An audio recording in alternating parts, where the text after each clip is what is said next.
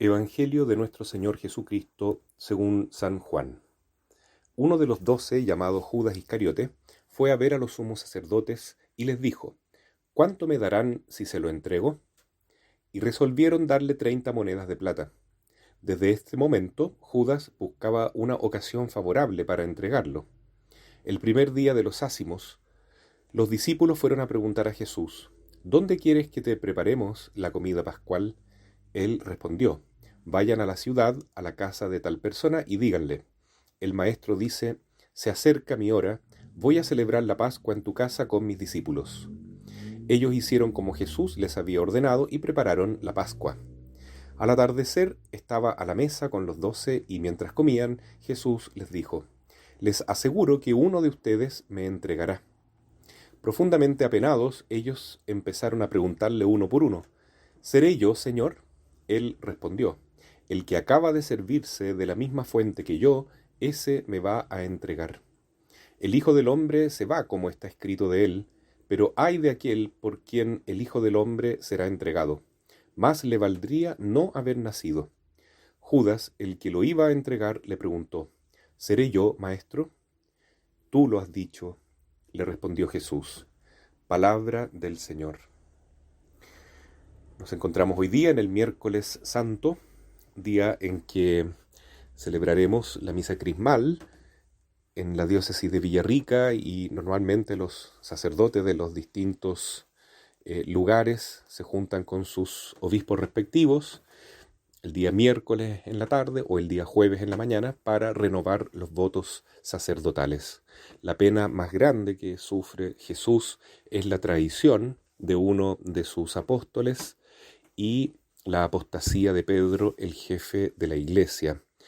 Sin embargo, la traición de Judas tiene una consecuencia trágica, fatal.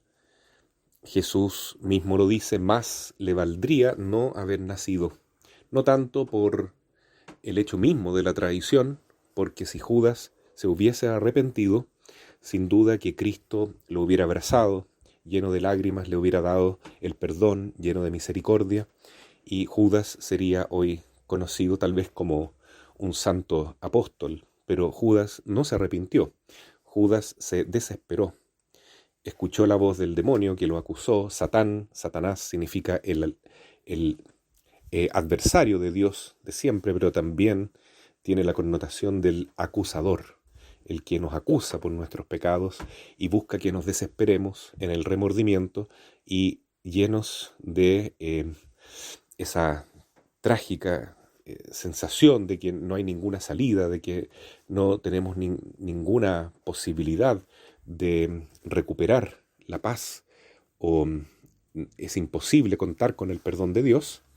Entonces la persona se quita la vida, y fue el caso de Judas. La desesperación, entonces, es signo de falta de confianza, una falta absoluta de fe y signo también de una posesión diabólica muy grave con la cual Judas había consentido en cierta forma, ¿no?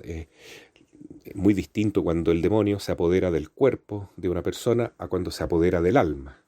Eso, segundo, solamente ocurre cuando alguien hace un pacto voluntario con el príncipe de las tinieblas y se hace uno con él, en el fondo. Y la respuesta es una maldición terrible, es una desesperación absoluta y perder de vista, enceguecerse totalmente frente a la misericordia de Dios. Ya se olvida eso y solo queda la desesperación, el odio, el remordimiento, el autorrecriminarse, odiar la vida, odiar a Dios, odiar todo lo que existe, y por tanto la respuesta final que encuentra el desesperado es la horca, el suicidio, como es el caso de Judas. Una pena, porque estas palabras de Jesús equivalen prácticamente, aunque solo Dios lo sabe con absoluta certeza, que Judas está con toda seguridad condenado en el infierno. En cambio Pedro se arrepintió inmediatamente, lloró su pecado. La tradición cuenta que él tenía surcos en sus ojos de tantas lágrimas derramadas por haber traicionado a Cristo, por haber apostatado de la fe y decir que no lo conocía en el momento más álgido, cuando más se necesitaba de apoyo, en ese sentido que el mismo Pedro había dicho, estaré contigo hasta el final, y exactamente hizo lo contrario. Pero ahí estamos también nosotros, cada vez que pecamos, estamos traicionando al Señor, estamos causándole un dolor inmenso, porque nosotros decimos ser los amigos de Jesús, los seguidores más íntimos de Jesús, y entonces la culpa, la caída, la traición le duele muchísimo más todavía al Señor que cuando proviene de alguien que no conoce bien a Jesús. Sin embargo, está la esperanza. Cristo está comiendo la Pascua con sus apóstoles y él sabe que todo esto tiene que suceder.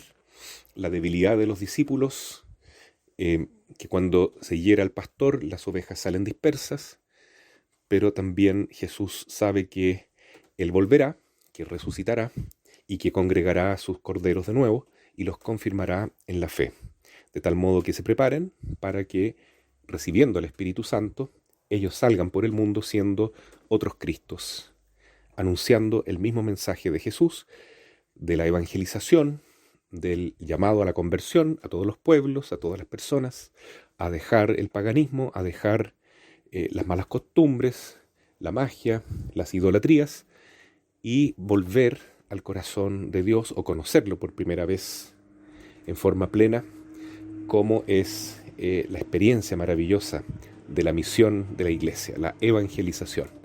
Pero antes de ese momento de irradiación apostólica es preciso acompañar a Jesús en esta Semana Santa y vivir esta Pascua o paso de la muerte a la vida junto a Él, para que de nuestro corazón, lleno de oscuridad y pecado, lleno de potenciales traiciones, surja un corazón fortalecido, lleno de humildad, lleno de confianza, que a ejemplo de María, a ejemplo de Juan Evangelista y de María Magdalena, esté dispuesto a acompañar el corazón de Cristo al pie de la cruz y también en el momento glorioso de la resurrección.